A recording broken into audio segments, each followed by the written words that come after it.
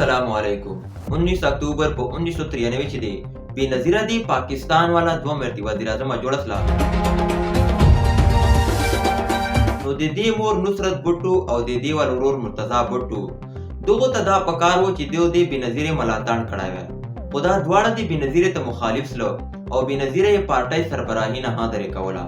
یعنی مرتضی بټو او بېنظیره دی پلار پانسۍ لیدلې وه. پکار داسې و چې دغه دواړو منځ کې محبت ښه سره زیات وی، خو دغه دواړو منځ کې اختلافات ښه سره زیات و. هغه یوه نظریاتي او تاریخي وجهه وه.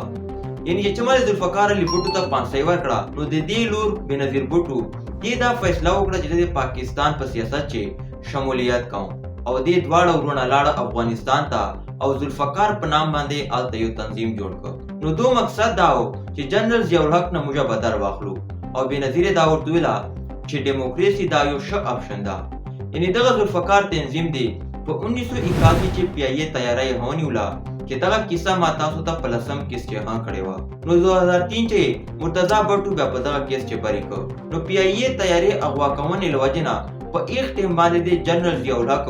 پیپل پارټۍ باندې ښه تشدد وکړ او دې باندې ښه کریک ډاون لګولی و. بېنظیره یې جیل ته واچوله او دې ته یې دهشتګرد او د بھارت ایجنډا والا هم ورته ویله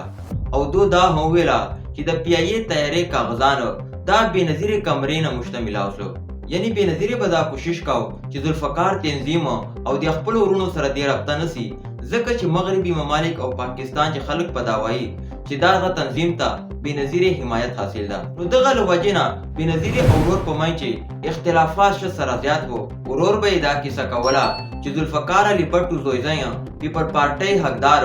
زه یم. نو چې چمل بېنظیره د پاکستان وزیر اعظم جوړه سله، نو د دې ورور دا په بل ملک چې جلاوطن و هغه دا اعلان وکړو چې زه پاکستان ته درځم، حالانکې پاکستان چې د پاره حالات صحیح نه و، ځکه چې د پی آی ای تیاره چا نیولې وه، دغه خلاف پرچې هم کړسلې وې او دا په ده باندې هم وې. یعنې د پاره پاکستان چې حالات صحیح نه و، نو په ایک ټیم باندې بېنظیره به دا کوشش کو چې دا پاکستان ته نسي رای، که دا پاکستان ته راغی نو ما پر حالات هم خرابېږي.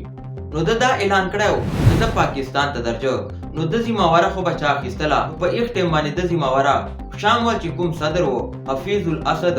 او د فلسطین والو یاسر عرفات نومېده، دغو د پاکستان حکومت سره خبره وکړه او د ذمهواره یې هم واخیستله. نو دا 3 جون چې هلته یې فلایټ وکړ او پاکستان ته راغی. نو دغه فلایټ چې چمر پاکستان ته راغی، نو دغه ته یې پاکستان چې جای نه ورکو چې چیرته یې شنولی وی، نو دا واپس دوبۍ ته لاړی او د دې بیا دوبۍ نه بیا فلایټ وکړو او بیا دغه فلایټ کراچۍ ته راغی. نو کراچۍ په ایرپورټ باندې دغه فلایټ ته یې جای نه ورکو. نو د هلته جاز چې نه پایلټ ته دا ورته ویله چې ته ما ته پیراشوټ راکړه، دغه تیارې نه زه جمپ لګوم. نو هلته چې کوم خلکو هغه دا کیسه کوي چې چمال دغه جال کراچۍ ته ورسېده، نو دا یې کراچۍ باندې چیناو او دغه مرتضی بټو پولیس والې ونیوی او جیل ته یې واچاو. نو یوه طرف ته د دې خور دا د پاکستان وزیر اعظم وه او بل طرف ته یې ورور دا په جیل چې پروت و. نو ورور به یې جیل چې دا خبره کوله چې ذوالفقار علي بټو زوی زه یم، پیپل پارټۍ حقدار چې کوم ده اصل مالک یې زه یم. آصف علي زرداري به دا ورته ویله چې دا بېنظیرې ته پلار ورکړی ده، یعنې بېنظیره یې دغه حقداره ده. نو په ایک ټیم باندې چې د کومه اپوزیشن چې خلک ناست وو، دو دغه ته یو کیل وله ورته ویله چودھري شجاعت حسن چې کوم ده دغه دا ویله چې دا خلک دا دو بېوقوفه سره ګڼي او بېوقوفه یې جوړوي.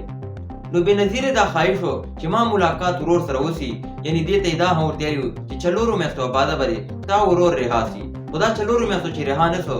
نو دې صبر چې کوم ده بالکل ختم سو او د دې محبت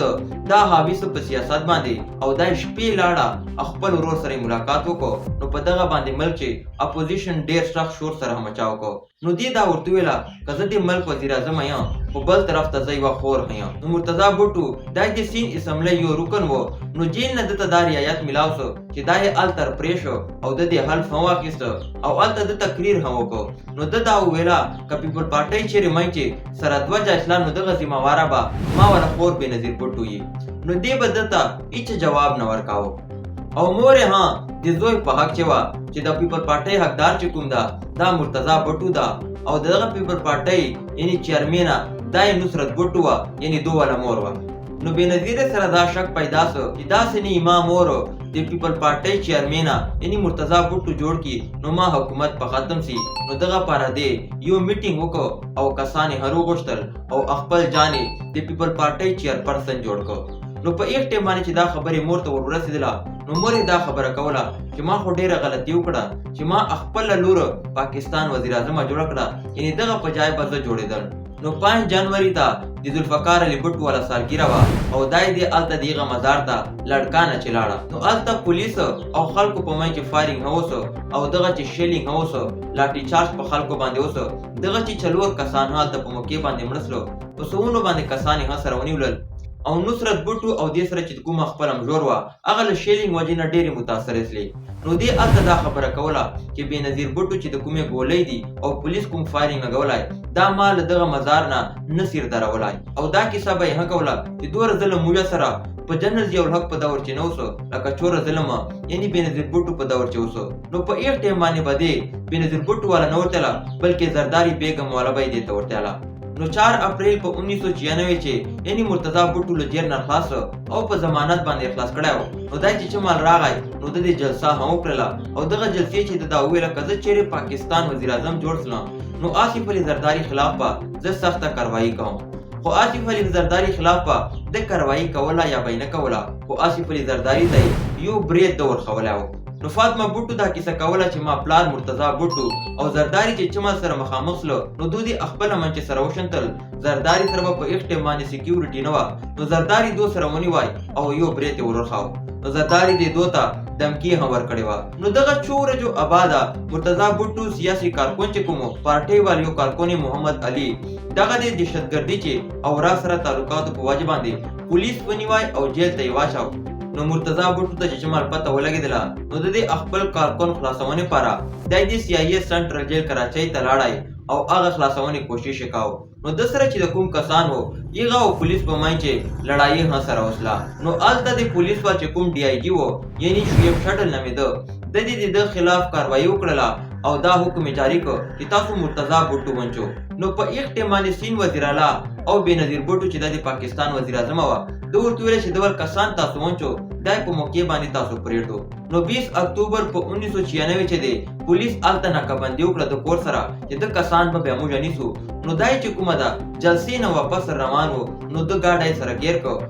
نو پولیس او د کسانو په منځ کې ښې خبرې سره وسلې نو دلته یو فایرینګ هم سره وسو او دغه منځ کې دواړو طرف نه فایرینګ لګیا سو پولیس دا ویله چې دو فایرینګ کړی ده او دو دا ویله چې نه پولیس والے فایرینګ وکړو نو دلته نیمه ګنټه فایرینګ جاري و دغه آباده چې فایرینګ ودرېدو نو مرتضی بوټو باندې 5 ګولۍ لګېدلې وې او دا یې هسپتال ته یوای نو هلته دنه دومره ډېره وینه تلې وه چې د وجود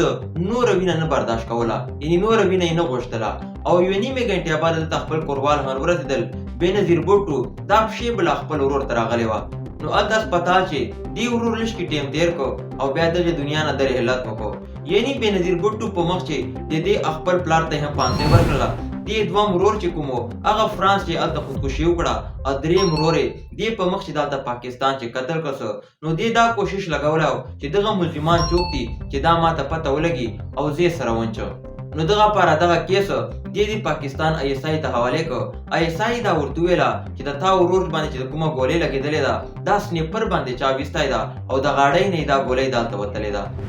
او بل د په ګاډي چت باندې ګولۍ هم لګېدلې دي نو چې چمال د بېنظیر دغه جانچ پړتال وکړو نو ګاډي چت چې کوم په هغه باندې یوه ګولۍ هم نه وتلې د ګاډي چت بالکل روغ مټ و نو دغه قتل کیس ملزمان دا خو دو ونیولل و هغه آباده پیپل پارټۍ چې چمال درېیم حکومت راغی نو هغه چې دا بریسلو او دا کسان یې رها کړل نو بېنظیره دا خبره کوي چې دغه چې د فاروق لغاري هم شامل و چې دې دای د پاکستان صدر جوړ کړی و او پاکستان ISI هم دا وایي چې دا د دو یو چال و چې دغه یې دو تصحیح کړی و نو دا اوس صورتحال چې ما تاسو سره شیر کړه تاسو مې ملاقات به په نوې ویډیو کې کېږي السلام علیکم